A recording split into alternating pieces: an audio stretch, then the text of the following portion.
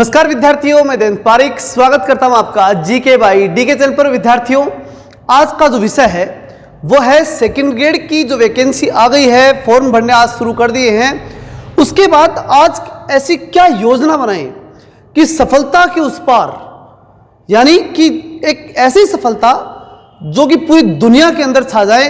और सबसे बड़ी बात ये कि जैसे ही हम इस एग्जाम को देके निकलें तो दावे से कह सके कि दुनिया की कोई ताकत हमें अब रोक नहीं सकती।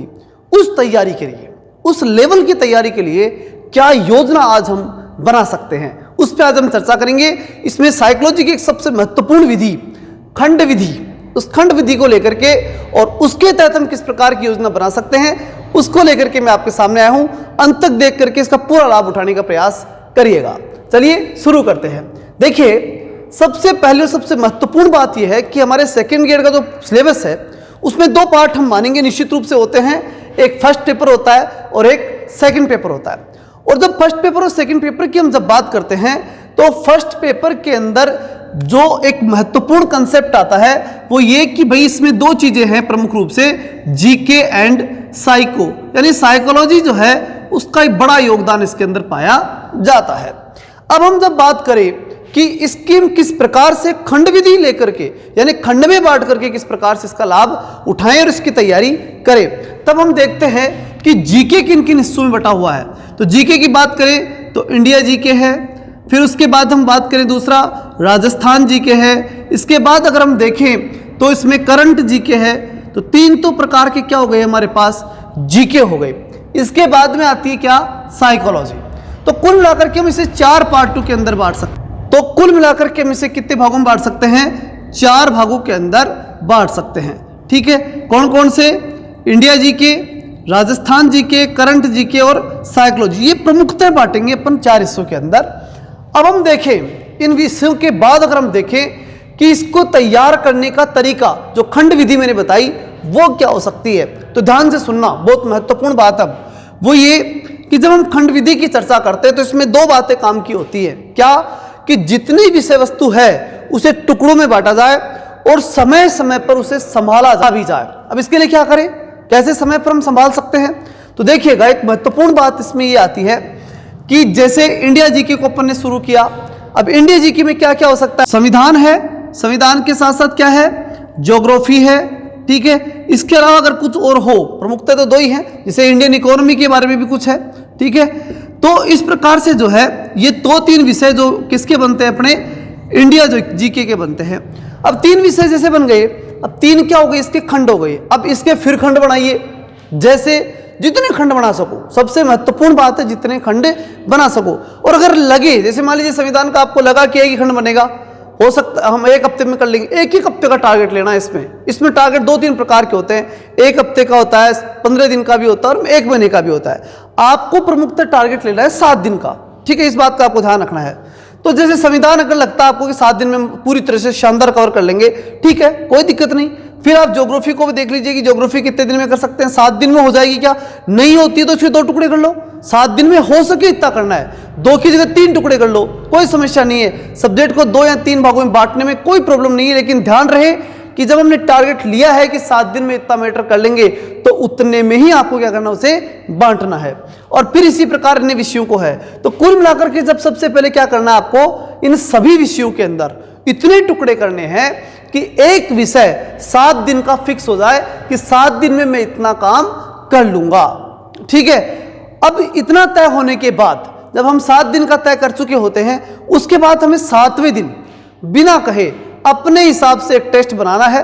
अपन स्वयं ने बनाकर, कोई जैसे मित्र हो या कोई और हो उससे टेस्ट बनवाइए, जितना पढ़ा है आपने, ठीक है, उससे टेस्ट बनवाइए। अगर आपको लगता है कि टेस्ट बनाना संभव नहीं है तो स्वयं एनालिसिस कैसे कर सकते हैं, इसके लिए कोई योजना आप दूसरी भी बना सकते हैं। क्योंकि देखिए इसमें बड़ी महत्वपूर्ण बात है, क्या, एनालिसिस प्लस स्टडी। एनालिसिस करने के बाद में अगर आप स्टडी करते हैं तो उसका लाभ है, एनालिसिस प्लस स्टडी। अगर एनालिसिस करके फिर स्टडी करते हैं तो लाभ है।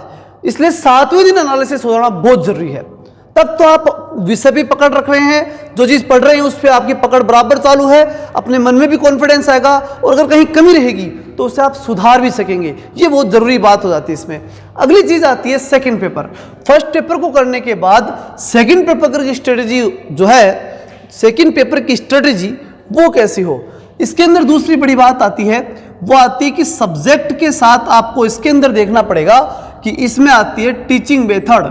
ठीक है, टीचिंग मेथड होता है विषय की, इसके साथ जरूरी है, अनिवार्यता थी, जरूरी रूप से लगा हुआ है। अब बात क्या है कि इसको किस प्रकार से हम तैयार करें, इसकी क्या स्ट्रेटेजी हमारे दिमाग में हो सकती है। तो देखिए, इसमें सबसे पहले क्या करना होगा, आपको ध्यान से सुनना। देखिए, सब्जेक्ट की जब हम बात करते हैं तो मैं आपको निश्चित रूप से कह सकता हूं कि उसमें शायद मैं आपको कुछ सलाह ही न दे पाऊं, क्योंकि सब्जेक्ट अपना होता है।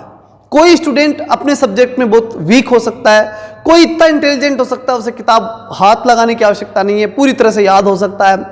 प्रत्येक विद्यार्थी के दो भाग हम निश्चित रूप से कर सकते हैं। पहला कि जो उसे आता है, और जो आता है उसे क्या करना है, छोड़ देना है, छोड़ दीजिए उसे शुरुआत में मत लीजिए। क्यों? जो आता है उसमें समय बर्बाद होगा। जो आपको आता है वो चाहे कितनी बार पढ़ लो, वो आता है, उसको ज्यादा आप इस समय नहीं देख करके एग्जाम के टाइम में देखिए, क्योंकि वहां रिकॉल होकर के वो परफेक्ट हो जाए, वो जरूरी है। इस समय देखने का कोई मतलब नहीं। सबसे पहले आप सब्जेक्ट में क्या कीजिए, छटनी कीजिए और ये छांट लीजिए कि ये तो मुझे आता है, इस समय अभी नहीं देखूंगा। उसके बाद आपको कुछ विषय होते हैं जो नहीं आते और आपको लगता है कि इनकी मुझे तैयारी करनी है।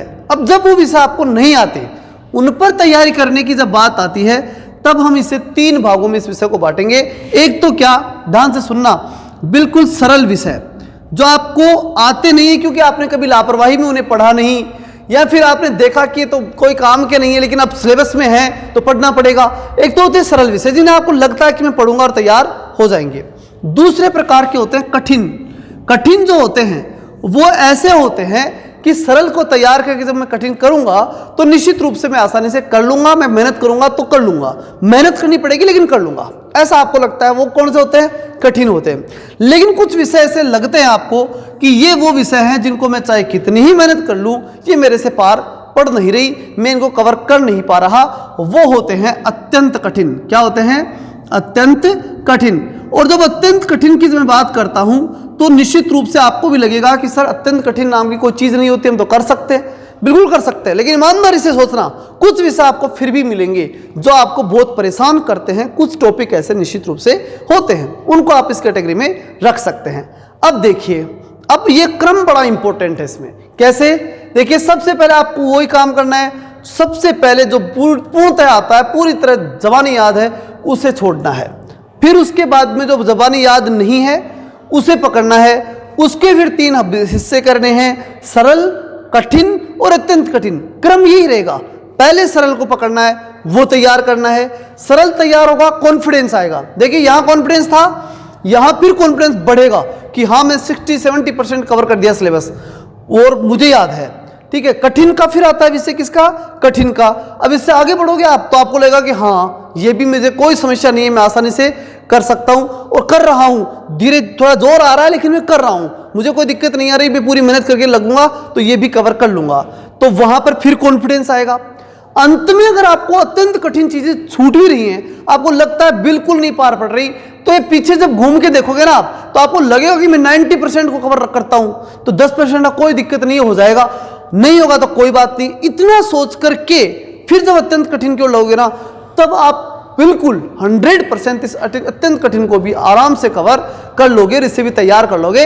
इस प्रकार पूरी तैयारी इसके अंदर हो जाएगी। तो तरीका यही होना चाहिए, खंड विधि कीजिए, खंड विधि के अंदर सरल से कठिन की ओर जाइए, बस इतना ही काम आपको करना है। फिर दुनिया की कोई ताकत आपको सफल होने से नहीं रोक सकती। बेस्ट ऑफ लक, फॉर्म भर दीजिए, पूरी मेहनत के साथ लग जाइए। मैं आपके साथ हूं, लगातार आपको जो है जितनी विषय वस्तु में दे पाऊंगा पूरा दूंगा। विश्वास रखिए कि कम से कम 2 बातों की मैं गारंटी ले रहा था और वो 2 पे मैं खरा उतरने का पूरा प्रयास करूंगा। पहली चीज, आपका फर्स्ट पेपर जो अधिकाधिक में कराऊंगा, और दूसरा जो है एसएसटी वाले विद्यार्थियों के लिए सामाजिक ज्ञान। ये 2 विषय में पूरी करने की कोशिश करूंगा। अगर आपका साथ रहा तो निश्चित रूप से मैं पूरी करूंगा। ठीक है, मिलते हैं नेक्स्ट वीडियो में, तब तक के लिए जय हिंद, जय भारत।